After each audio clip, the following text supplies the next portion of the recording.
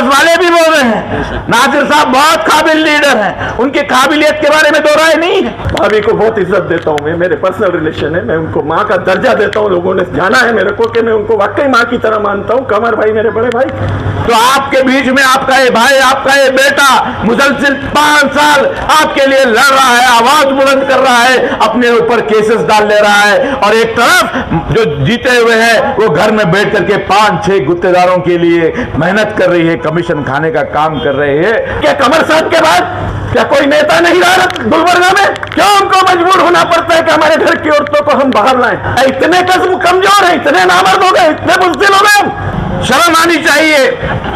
ऐसी घटिया सोच रखने वाला एक चंदू पाटिल भारतीय जनता पार्टी का उम्मीदवार मुसलमान मोहल्लों में 30% करेगा, हिंदू एरिया में 70% करेगा, ये कहां का इंसाफ? नासिर हुसैन उस्ताद जीत के आएगा तो 100% डेवलपमेंट हिंदू एरिया में होगा, दलित मोहल्लों में होगा, और मुस्लिम मोहल्ले का भी 100% डेवलपमेंट होगा। उसके अंदर नाइंसाफी करने का मिजाज नासिर हुसैन उस्ताद का नहीं है। अगर दुनिया में आए हो तो सर उठा के जीना सीखो। जब अगर सर झुका के जीने से अच्छा है सर कटा लो। हुसैन इब्ने अली की शहादत को याद करना, खाली एक ऐसे कायद की जरूरत है आपको जो आपके लिए अपना सर कटाना भी जानता हो, आपके लिए लड़ना जानता हो, आपके लिए मरना जानता हो, और वक्त आए तो आपके लिए मरना भी जानता हो। नासिर में वो क्वालिटी है। कांग्रेस के लीडर्स अपने कैंडिडेट की तारीफ नहीं कर रहे हैं, कोई भी ये नहीं कह रहा कि मोहतरमा बड़ी काबिल शख्सियत है, कांग्रेस के कैंडिडेट बड़े काबिल हैं, गुलबर्गा के डेवलपमेंट करेंगे, गुलबर्गा के इत्तेहाद को बरकरार रहेंगे, मिली मामलात के लिए एक आवाज बनेंगे, कोई भी नहीं कह रहा है। सिर्फ और सिर्फ इतना है, नासिर उस्ताद अच्छा लीडर है। कांग्रेस वाले भी बोल रहे हैं नासिर साहब बहुत काबिल लीडर हैं, उनकी काबिलियत के बारे में दो राय नहीं है। काबिल लीडर हैं, बहुत मजबूत लीडर हैं, दर्द रखते हैं, गरीबों के लिए हमदर्द हैं, हिंदू मुस्लिम इत्तेहाद के लिए पहल कर सकते हैं। सारे खूबियां नासिर उस्ताद में कांग्रेस वाले बता रहे हैं। आज वो बता करके एक नया मोड़ दे रहे हैं, एक नया ट्विस्ट दे रहे हैं। क्या ट्विस्ट दे रहे हैं बताओ? जीत सकते क्या नहीं जीत सकते? कांग्रेस का वोट बैंक कितना है? 50,000 हमारे हैं, 7,000 तुम्हारे हैं, 15,000 हमारे थे, 20,000 तुम्हारे हैं। कहां तक वोट लेंगे? मैं आपको बोलना चाहता हूं, सुन लीजिए, यह हिसाब किताब का खेल नहीं है। इलेक्शन जमहूरियत हिसाब किताब का खेल नहीं है। एक दौर ऐसा भी था जब बोला जाता था कि इंदिरा गांधी जी के नाम पर कांग्रेस से अगर गधे को भी टिकट दिया जाए तो वो जीत जाएगा। बोला करते थे कांग्रेस को आप गधे को टिकट दो जीत जाएगा, और वही इंदिरा गांधी जी जो है एक नौजवान किसान के सामने इलेक्शन हार गई। ये तारीख हिंदुस्तान की, ये जमहूरी निजाम है। अगर ये हिसाब किताब करने वाले ये बुज़दिल लोग अगर उस दौर में रहते, जब 78 में 1978 में जब पहली बार मरहूम कमरुल इस्लाम साहब यहां पर गुलबर्गा के एमएलए बने, उस दौर में गुलबर्गा शहर के एमएलए मोहम्मद अली साहब, CWC के मेंबर, चीफ मिनिस्टर के कैंडिडेट, उनके सामने एक नई पार्टी गुलबर्गा में आई मुस्लिम लीग से।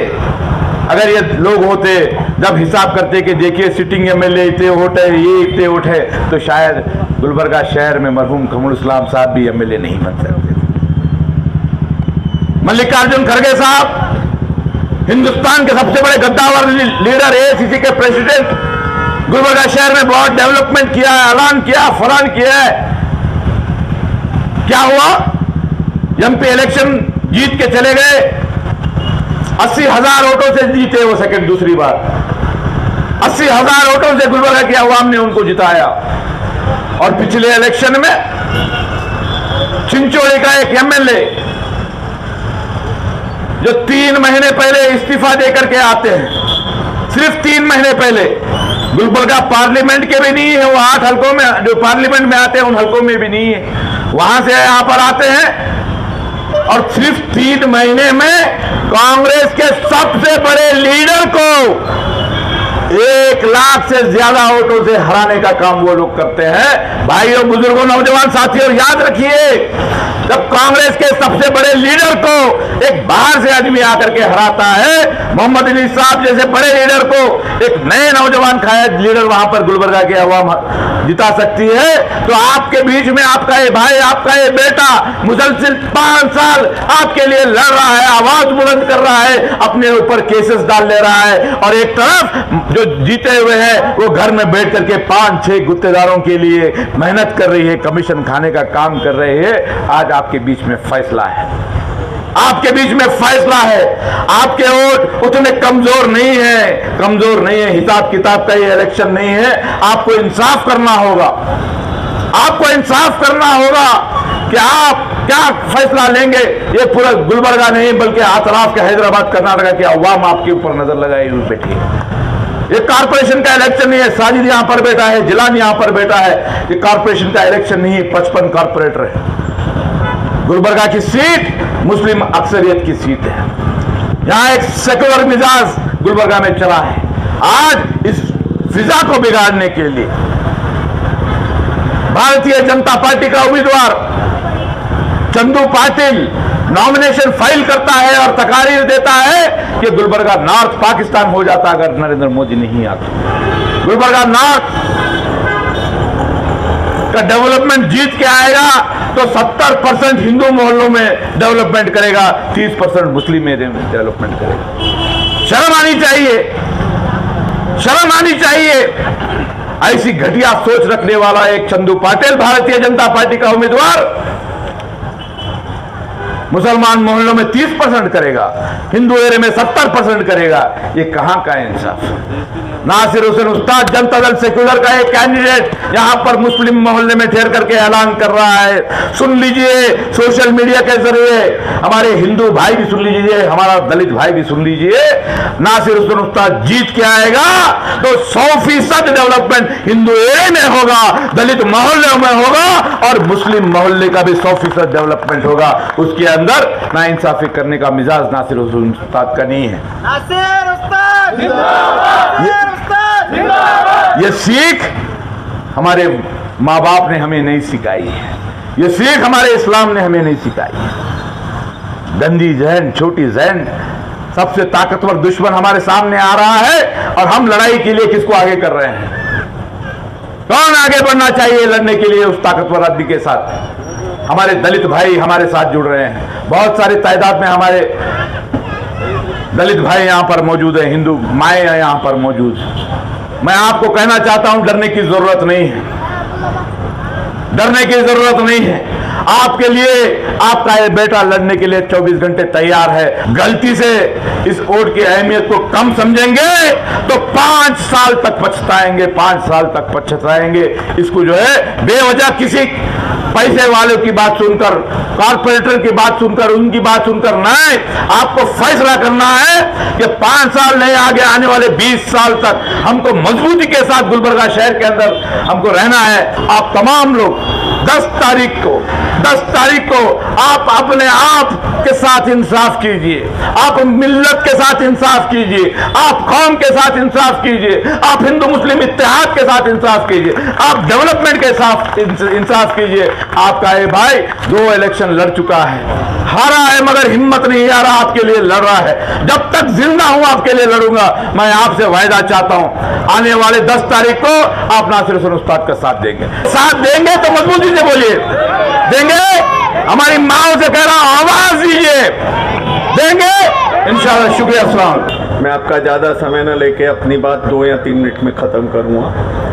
खाली आप गहरी बातों को अपने दिल में उतारिए, घर में जाइए, विचार कीजिए कि आपको क्या करना है। मैं कभी नहीं बोलूँगा कि नासिर को वोट दो या किसको वोट, ये आप डिसाइड करो आपको किसको वोट देना है।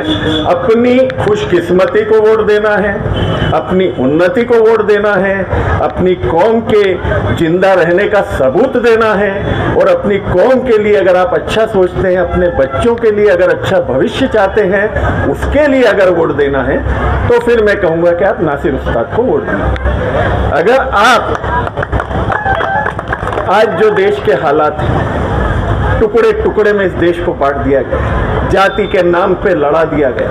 हिंदू मुस्लिम सिख ईसाई को इतनी बुरी तरह लड़ा दिया कि जो हमारे आपसी जो भाईचारा थे, जो सदियों से चला आ रहा था, आज वो खतरे में। और मुसलमान कौम एक जिंदा कौम है, मुर्दों की बस्ती में रह के भी अपने आप का परिचय देते कि वाकई में जिंदा हूं।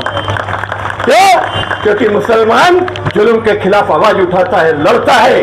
313 का आप याद कीजिए, आपको मालूम होगा आपकी कौम में 313 क्या मायने रखते। 313 थे, लेकिन एकता ने हजारों की भीड़ को पीछे धकेला था। ये कौम जुझारू कौम है।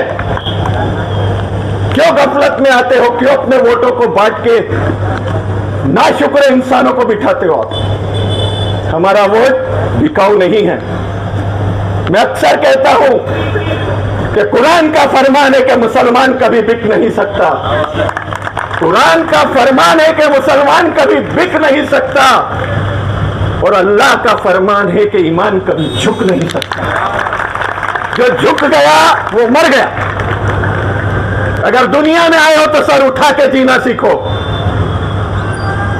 जब अगर सर झुका के जीने से अच्छा है सर कटा लो। हुसैन इब्ने अली की शहादत को याद करना। कहते हैं ना, खुदा के नूर की आवाज को कोई दबा न सका। खुदा के नूर की आवाज को कोई दबा न सका। नबी के घर के दिए को कोई बुझा न सका। यजीद ढाता रहा करबला में सारे सितम, हुसैन इब्ने अली को मगर हरा न सका। आज यजीदों की बस्ती में आप बैठे हो, लेकिन ईमान के साथ खड़े रहोगे, अल्लाह आपका साथ देगा। आपको कोई झुका नहीं सकता, कोई मिटा नहीं सकता, कोई हरा नहीं सकता। खाली एक ऐसे कायद की जरूरत है आपको, जो आपके लिए अपना सर कटाना भी जानता हो, आपके लिए लड़ना जानता हो, आपके लिए मरना जानता हो, और वक्त आए तो आपके लिए मरना भी जानता हो। नासिर में वो क्वालिटी है। हम उसके खिलाफ ही लड़ते आए हैं, आज उसके लिए खड़े हुए हैं। क्योंकि जब हमने दगर की हालात को देखा कि आज वाकई यहाँ पे एक मजबूत शख्सियत की जरूरत है। भाभी को बहुत इज्जत देता हूँ मैं, मेरे पर्सनल रिलेशन है, मैं उनको माँ का दर्जा देता हूँ। लोगों ने जाना है मेरे को कि मैं उनको वाकई माँ की तरह मानता हूँ। कमर भाई मेरे बड़े भाई। लेकिन क्या कमर साहब के बाद क्या कोई नेता नहीं रहा गुलबर्गा में? क्यों हमको मजबूर होना पड़ता है कि हमारे घर की औरतों को हम बाहर लाएं? क्या इतने कस्म कमजोर हैं, इतने नामर्द हो गए, इतने बुज़दिल हो गए हम? मजबूरी में हमको लाना पड़ा। आज मजबूर हैं, वो कुछ नहीं कर सकते। हम उनको सम्मान देते हैं, रिस्पेक्ट करते हैं, और ये चाहते हैं कि साथ में साथ दूसरी माता और बहनों का भी सम्मान हो, उनकी अस्मत को लूटा ना जाए, उनकी इज्जत को बरकरार रखा जाए, उनके बच्चों को रोजगार मिले। आपको अपने घरों से कसम खाइए, आज हाथ उठा के कसम खाइए, 10 तारीख के दिन आप अपने पूरे परिवार जितने भी वोट है आपके पड़ोस में आप लेके निकलेंगे, और मत पेटी में निशान को याद रखना। क्या है निशान? क्या है निशान? भारी वाली औरत। नंबर 3, इसको कभी मत भूलना। ये 3 नंबर, यह आपके भविष्य का नंबर है, आपकी खुशियों का नंबर है। इसको याद करके जाइए, वोट दीजिए, और नासिर भाई के हाथों को मजबूत कीजिए। आखिर में आप सबके लिए एक दुआ पढ़ के जाता हूं कि फानुश बनकर जिसकी हिफाजत हवा करे, वो शम्मा क्या बुझे जिसे रोशन खुदा करे।